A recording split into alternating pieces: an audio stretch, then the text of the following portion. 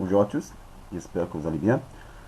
Alors, on a fini première partie de la chimie, c'est la chimie de mesure, ou bien la mesure en chimie.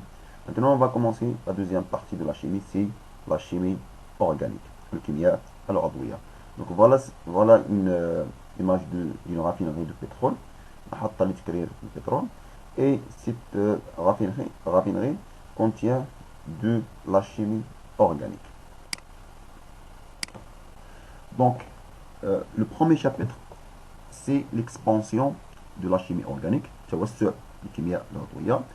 on va voir c'est quoi la chimie organique et les composés organiques. Donc, la chimie organique et ses ressources naturelles. Euh, Tout d'abord, on a déjà fait, ou bien dans le cycle collégial, on a étudié les composés organiques. Nous avons dit que les composés organiques, ce sont les composés qui contient essentiellement les atomes de carbone et d'hydrogène. المركبات العضوية هي المركبات التي تحتوي أساسا ضروري خص يكون فيها الكربون والهيدروجين. Donc, comme définition de la chimie organique, c'est la chimie des composés carboniques d'origine naturelle ou bien synthétique.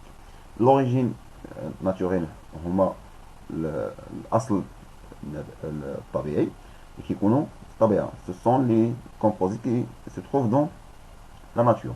Et l'origine synthétique, ce sont des composés fabriqués par l'homme, identiques aux composés naturels.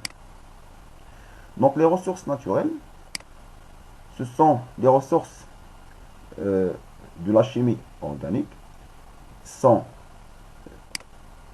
la photosynthèse, c'est-à-dire d'où viennent les composés organiques. Ce sont les composés qui se trouvent ou qui se composent par l'opération de la photosynthèse, عملية التركيب الضوئي. هذه العملية كيفاش كطرا؟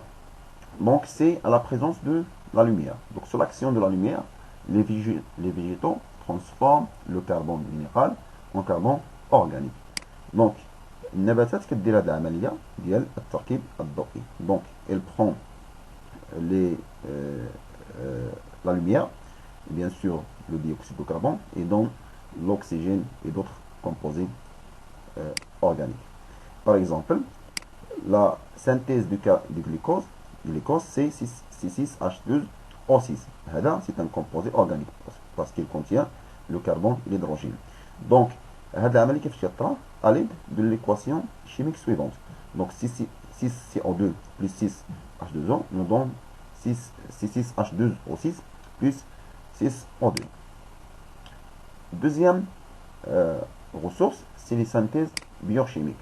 C'est-à-dire, il s'agit des transformations chimiques effectuées par les cellules des êtres vivants à partir des aliments conduisant à la formation de composés organiques. Troisième type, ce sont les hydrocarbures fossiles. C'est-à-dire, ce sont d'origine pétrole ou bien des gaz naturels. Donc, proviennent de la décomposition de matière organique.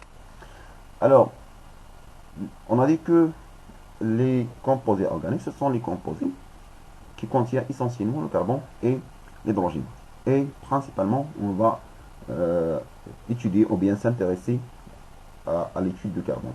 Notamment, بالدراسة ديال الكربون في هذه الكيمياء العضوية.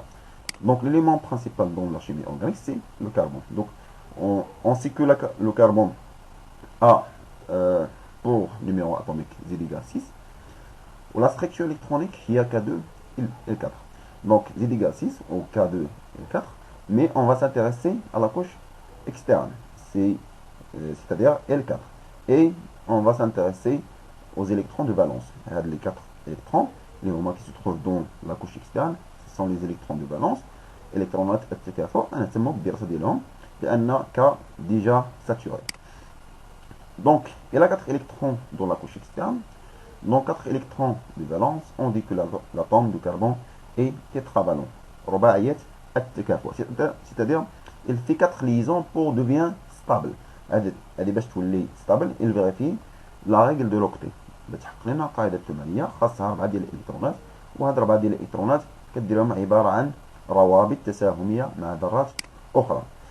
Donc le modèle de Lewis pour l'atome de carbone I, c'est 4 électrons de valence à la couche externe. سي 4 ديال الالكترونات في الطبقه الخارجيه، وهاد 4 ديال الالكترونات هما اللي غادي يديروا روابط مع ذرات اخرى. وهاد الروابط كيفاش كيتكونوا؟ Donc dans tous les composés organiques, l'atome de carbone ne participe que par 4 liaisons avec les atomes voisins. هادوك 4 ديال الروابط كيفاش ديرهم؟ يا اما ديرهم توت سامبل كلهم روابط تساهميه بسيطه، او دير جوج ديال الروابط التساهميه بسيطه ورابطه ثنائيه، او دير رابطه ثلاثيه ورابطه تساهميه بسيطه. Donc pourquoi la chimie organique? C'est quoi l'importance de la chimie organique? Donc la chimie organique est considérée comme la base de l'économie mondiale, car il fournit la matière première à tous les autres domaines. Nous avons vu dans l'année dernière que on ne peut pas vivre sans chimie, et précisément sans chimie organique. لأن الشيمي أورجانيك الكيمياء العضوية كتهم الحياة ديالنا بصفة تقريبا كلية. Donc on distingue les secteurs de la chimie organique selon les produits formés. Donc nous avons vu que on a 3 ou bien 2 types essentiels. La chimie lourde, c'est la chimie qui assure la fabrication des matières plastiques et du caoutchouc. Cette production en gros et en gros tonnage s'effectue en peu d'étapes et à partir d'une matière première facilement accessible.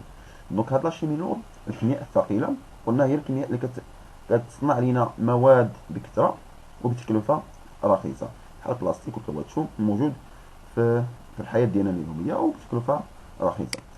ثم لا شيمي فين الكيمياء الدقيقه، وهي الكيمياء qui produit, donc c'est la chimie qui produit des molécules plus complexes utilisées dans la formation de la fabrication des produits pharmaceutiques ou bien parachimiques. Donc هذه الكيمياء الدقيقة هي الكيمياء اللي كتهم الصناعة ديال الجزيئات الأكثر تعقيدا، وكتكون التكلفة ديالها باهظة، وخصوصا في المجال ديال الأدوية، بعض الأدوية الباهظة، وكذلك بعض المركبات الإلكترونية إلى غير ذلك. Donc هذا c'est le premier chapitre de la chimie organique, ou bien une introduction à la chimie organique. Merci.